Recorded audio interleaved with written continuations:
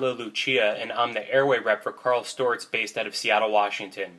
You may remember me from such Carl Storz airway films as Put Your Uvula Away, Nobody Wants to See That, and Valerie's Voluptuous Follicula. I was asked by our marketing department to make a video on my successes of selling Laryngobloc and answer a few questions that I was posed via email by Pauline Bedard.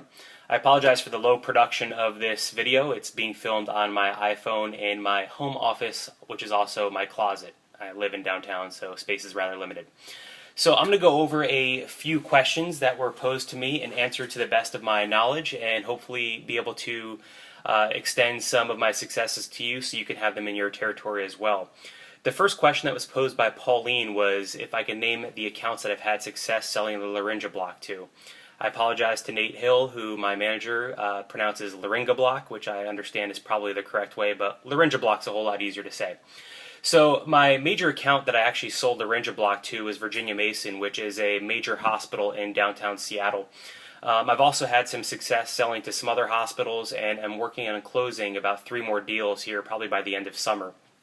I also have a couple small institutions, some really small regional hospitals and community hospitals that are interested in using this as well, that are also trialing the product currently. So to go back to Virginia Mason, I went in there about 4 or 5 months ago. It's a very Storz anesthesia friendly account. They're one of my better clients. They use CMAC, they use all of our scopes. I just sold them a few C-hubs. But I went in to talk to Jolene, who the lead anesthesia tech is, and asked them what they were currently using for their laryngoscopes. She mentioned they were using kind of a hodgepodge of different things, some vital signs, some Heinas. They even had a few bright blades in there.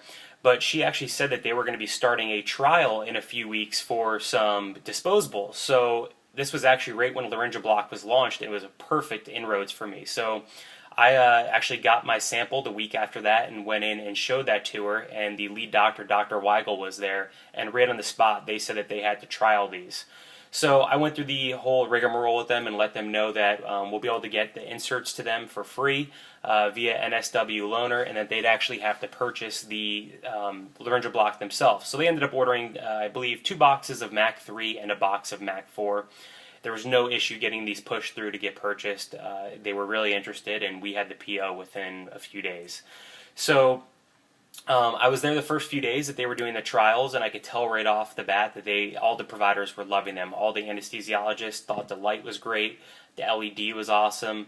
They liked the fact that it didn't flex like some of the other disposables that they've used before, and also they liked the longevity of the LED light. So I actually ended up going on vacation, and when I was on there, actually I was on my honeymoon, I actually received an email from Jolene stating that they decided to move forward with the Laryngobloc. So it was literally about a 2-week trial, and they made their mind up. The product was that good. So right there, that really helped me gain confidence in selling this product, to see that a major institution in downtown Seattle was that interested in this product and was already cutting POs. So I'm actually in the process of converting them over currently. They've already purchased about $10,000 worth of items, and the big order is coming within a few days, which is going to be $20,000 worth of the disposables and about another $7,000 or $8,000 of the inserts. So this account actually does about 300 intubations a week, and they're going to be using this for every single intubation, minus difficult airways, which they'll be using our CMAC on.